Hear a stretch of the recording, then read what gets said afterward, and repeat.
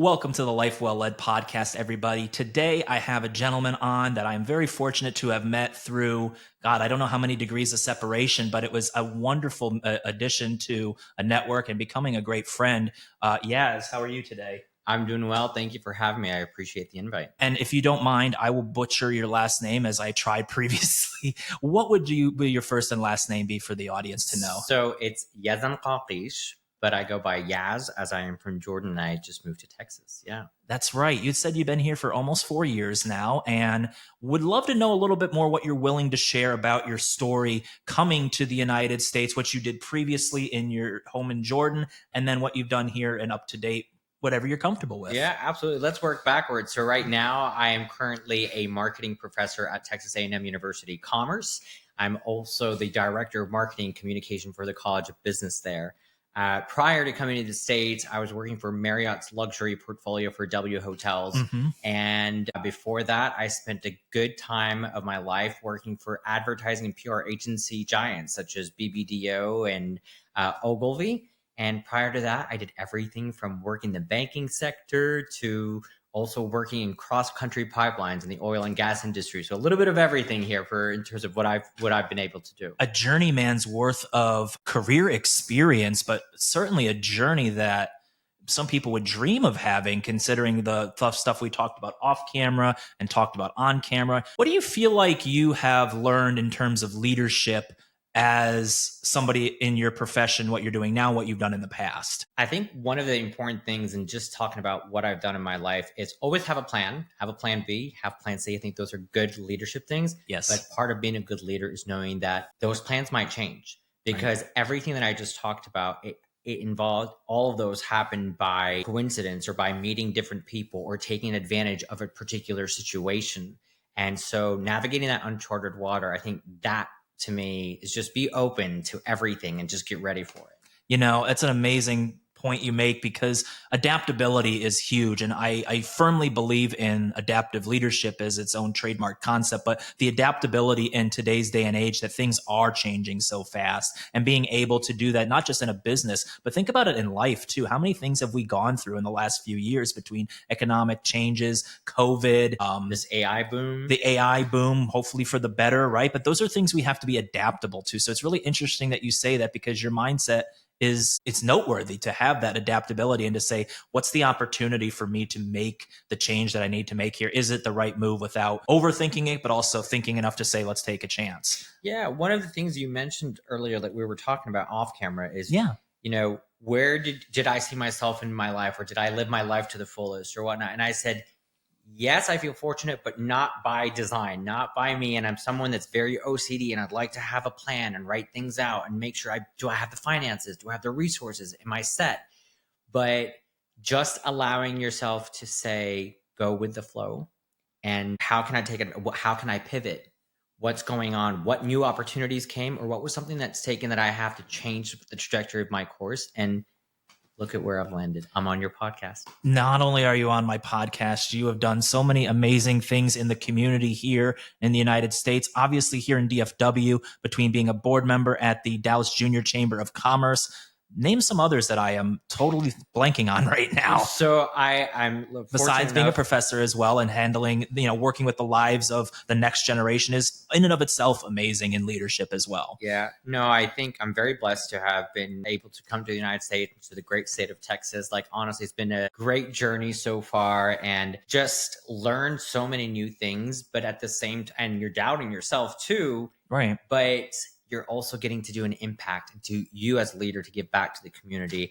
Luckily, I've been blessed, like you said, with the Dallas Junior Chamber of Commerce, but I've also been blessed enough to become a member of the American Marketing Association with the North Dallas Chamber of Commerce as well. I'm currently exploring other things, Success North Dallas, like everything. So it's just like, how do I make the most of a situation and don't take any opportunities for granted? Because I am someone that lost everything and by God and by coincidence and by the people in my life and how the blessings just worked out. It's all good. It's amazing to hear you say that, knowing a little bit off camera on your story. It's like the positive intent, the positive mindset to be able to say, what's beyond me? What is beyond just what can I benefit from this? How can I be me, but give back to others and not expect anything in return, just giving to the community, giving to others as freely as possible. We have a saying back home, and my dad, before he passed away, he always taught this to us: what your right hand does, your left hand should not know about. Basically, do a good deed and don't expect anything. Just let it be out there. The universe will give back to you. God will give back to you. And even if you don't get it, that's fine. Choose kind is my motto. Like, if you can help someone, why not? When you talk about the different parts of your journey and the ebbs and flows, living that be kind, living that giving to others without the expectation of anything in return, being kind all the time. Do you feel like there's a value in your life when you do that, that you can sit back on and say, regardless of what happens, I feel proud of the life that I've lived? I always put myself in someone else's shoes. When someone had the opportunity to be kind to me and they weren't, how did that make me feel? When I knew someone could help, when I knew that this person had the financial means, when I knew this person could get me the job that I wanted or put a good word for me. So rather than confront that person, I just take it upon myself, well, okay, I might not like Eric, but I know I can help Eric and get him his next guest on his podcast. Right. Might as well just do it. I didn't gain anything. I didn't lose anything. And it might have helped that person that we're inviting, but just do it. Gary Vee said something very similar to that. Is like, if you live the life of not selfishness, because that's sometimes we are, but when you live the life of a jerk, you don't feel good about it at the end of the day. It's really hard to go to bed and feel good about that. Even if the person that is potentially benefiting from your kindness doesn't like it or care for it or just flat out just disregards it, you still live the life of a person that you would feel proud of at the end of the night to go to bed to and wake up in the morning of. So Yep. I think that is very admirable. Now, tying that back into leadership, when we talk about adaptability and you talk about being kind, where do you see the two converge? Kindness and adaptability. I think any great leader needs to make sure that they're empathetic. That's the first thing for me. When I discuss what leadership is, I always talk, I said, there's a science to it and there's an art. The science is making decisions based on data driven but also the science is that psychology and that human behavior. And then the art is how do I communicate that? Because sometimes we think communication is just releasing a press release, writing a newsletter, coming up with the best caption, but communication is a dialogue. So just as much as you're talking, you need to listen. But more importantly than listen is you need to hear what they're saying. So with my team, whether it's in this job or a previous job, or even with my students when I teach, I want to get to know them. I want to invest in their lives. What are their families? Are they first generation students? Are they a dreamer too? Are they someone going through it? And putting myself in their situation. So you can be kind. You can, you show and you feel with them. That will build trust. That will build that respect for you too. And I also just feel like it'll tear down any walls, whether it's cultural differences or whether I don't like him, but he gets me or he's connecting with me or he's trying. So I think that's important too. It's amazing you make those connections, because now that you say that, it to me says resilience and adaptability go together. And being resilient is being able to be kind to others. And being kind to others builds up that trust to be able to weather storm with others, as well as, people you may know very well, people you may not know very well, but you build that trust, you build that capacity to be kind, and it leads to, I think, a lot more resiliency that gives people the chance to be adaptable. Absolutely. Yeah. So when you talk about this in your roles, both as a board member, as somebody who serves in different organizations, nonprofits, and as a professor, what do you feel like your goal is to give back to in terms of leadership for others? I love our school motto. Yeah. Honestly, it's transform lives and impact. And I think that has reverberations because it's not just that one person, it's their community, it's their family, it's so much more. It's like a ripple. And sometimes the impact that you have on someone isn't necessarily with coming up with the best quote or helping out someone financially. It's maybe by just saying, hey, can I help you pick up your groceries? Like for my neighbor when she used it. And that's how we became great friends. But kind gestures will open doors. Not necessarily always. Don't expect. And I'm not saying it's peachy or it's easy either. So for whoever's listening to this, I'm preaching it right now, but I don't necessarily practice all the time. But that's also a sign of a good leader, to keep yourself in check and say, hey, you're supposed to live by these rules, or hey, you're supposed to be kind.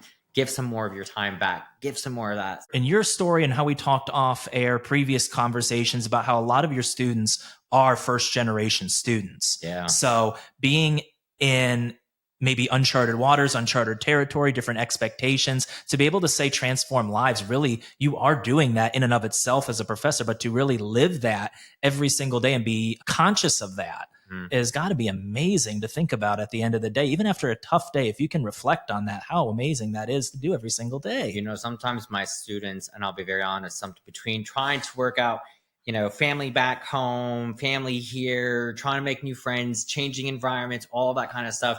Sometimes I might be having a very stressful day and I walk into that classroom and I look into their eyes and I'm just like, can I give them an opportunity? Mm-hmm. How can I, you know, what can I do to make their life better? How can I impact them? And they make me happy that I'm like, I can do that. It's like, that's my way of giving back indirectly, whether it's something I teach them or I'm like, hey, you know, let me give it an example. I'm like, hey, XYZ student, you know, I found you this great internship with the Dallas Cowboys that I think you'd be perfect for. And them just saying like, oh, this professor is like actively looking for me to get a job or actively trying to help me or actively like taking interest, or I follow them on social media or they add me on social media like, professor, did you see this meme? And just building that relationship with them and letting them know, I hear you, I see you, I value you. And as much as you are learning from me, I am also learning and being gifted from you. I'm very blessed for that. So it brings me great joy to teach. I love it. They are the next generation, right? So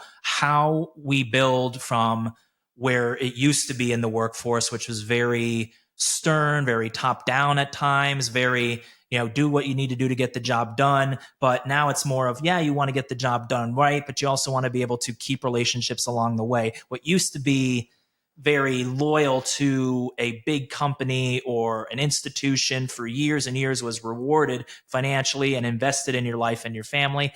Not so much anymore in the United States. So being able to invest in people again, maybe not with the same resources as before and the same kind of loyalty to company, but maybe that goes to roots of a smaller businesses and smaller institutions to say, if I invest in as a professor in my students, that those students who create the next set of jobs down the road, then they're able to pass on that same kind of kindness because that's what they were used to when they were in Professor Yaz's class. And I'll share something that I rarely talk about, but whenever I get a chance, I do. And when I lost my father, we lost everything financially. I couldn't even afford to go back to school. Luckily, I had a donor who paid for my entire education. And he said, Wow. pick any university you want worldwide, and I will pay for all of it. Tuition fees, books, room, whatever. And if it wasn't for that person who was from a different culture, different race, a different religion, a different everything, that we had nothing in common. If it wasn't for that person, I don't know how my life would have been. So they put that in me. Now I'm putting it in someone else. I'm hoping that that just continues because I do realize the value of education. Absolutely. But you know, also taking this and talking about it, just not just talking about students, but even in the workplace or in corporate America. I was reading this morning on Forbes, there was an article that was talking about how 77% of companies are reporting that there's a gap in their management right now, and only 20 something percent of employees feel engaged. And that's two things that I like to talk about when it comes to leadership is communication and involvement of stakeholders. Like that needs to happen on every level, whether you are the CEO or like a janitor all the way down. One of the awesome things that I got to one of the agencies that I worked for, we had every morning an 8 a.m. creative brief morning. We invited everybody, all the designers or the graphic designers, the PR people, the advertisers, and even the janitors, the help, the people that work, like everyone, because they are our target audience. They're going to consume these products. They're going to see these commercials. So let's get everyone's input and imagine how when you build your own team to become your advocates and to speak for you, trust, authenticity, supporting you no matter how difficult the times can be, no matter how if change comes and whether they like it or not, but like, and I'll give another example here in the United States, another huge company that just recently let go of 20,000 something employees. I'm not going to mention the name. But there's two people that worked in that company, and one had a boss where on a regular they were communicating about the firings and what's happening. They're like, honestly, team, I'm just like you, but I'm going to keep updating you on a daily. Like, here's what's going on. And it was no news, nothing to update you guys on, but just that particular person was like, I love my boss. Like, they're supposed to be worried about losing almost a job. And I'm like, what do you do? I had another person working for that same company with a different boss, where as soon as they heard the news, it was like, I need to update my resume and go find a new job. Screw it. And the reason behind that is there was no communication. They weren't Right. involved. So those are two key things that I liked. I'm like, keep me involved in the conversation, get all the stakeholders involved, and communicate, listen to. You would love the stuff that I mean, you already have been listening and reading what I've been putting out there, but it's not me. It's just the framework. What you talk about is in multiple facets, but I totally agree with you on that. You would love the idea of getting new voices engaged as much as possible. That means from the bottom up, top down, no matter where they are. That meeting that you were talking about with everybody involved means you get people's buy-in that way. You get built rapport that way, and it helps resolve conflict down the road as well. Absolutely. I think that's absolutely key. And then ultimately getting the key stakeholders involved. And I think about that. I think that the training that I had gone through and continue to learn from is seeing that as a civics class and being able to understand that you bring the key stakeholders in not just to have quality communication, but they have a constituency that you don't necessarily, as the top dog in the company, be able to have the key influence and sphere around to make a positive change. Let's say diversifying the workforce from the age gap that they have between baby boomers to Gen Z, and fiddling and bridging that gap to being able to recruit that. That's just an example. Point being is that you be able to build those constituencies around you for those that may disagree with you, those that are on the fence, those that are afraid to say something, whatever they might be, that doing something as worthy of a cause as being able to diversify your workforce and talent pool. You can do that because you have high quality communication skills. You pass that on to others, and you understand that when you pull into and affect a life, that they can bring on and affect other lives as well, that can make that change possible. So this is why you have a newsletter, and it works because you articulated everything I just said in a more, concise manner. Absolutely. No, I agree with you. And the other thing I like to, just mention is, like, when we think about what leadership is, or how do you define it? Previously, because times are changing, like you just hinted about, and all this change, and Gen Z, in the past, we would have said it's a CEO, it's a boss, it's a corner office, it's this person that's making this 6 figures, or a chief marketing officer, CEO. Right.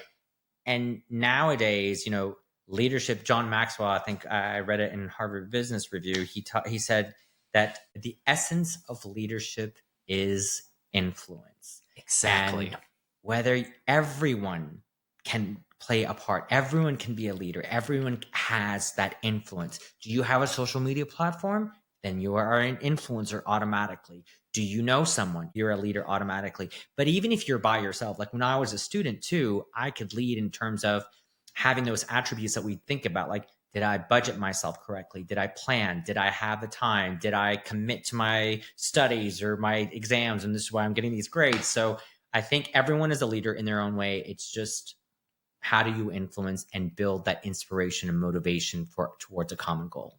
It's a great point. And to me, it reminds me of my coach training, which is people lead by default or lead by choice. Why not lead by choice?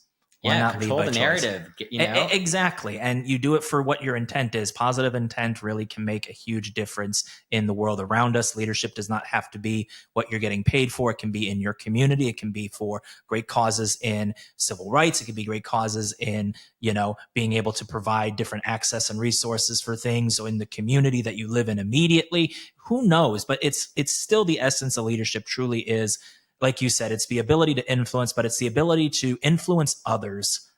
I'm quoting somebody else here, and I don't have the name off the top of my head, but the ability to influence others to take on complex challenges. Absolutely. And that leads me to this question. I want to preface by saying the amazing work that you do, from what we've talked previously, what we talked on the show today, as being somebody who is kind, is a giver by nature, is somebody who does not expect anything in return, but lives a high quality life in the ability to build community around them and be able to contribute to their community. What does a life well led mean to you? A life well led. When I was thinking about this, because I knew you were going to ask this question, I initially told you I was thinking about saying impact and growth, where impact is like make an impact, do that change, be kind, help others around you, and growth, because ultimately the opposite of growth is death. It's decline. There is It's, no stagnation. It's just no, nothing. rewind. Yeah. Yeah. And so leadership means you're not always right.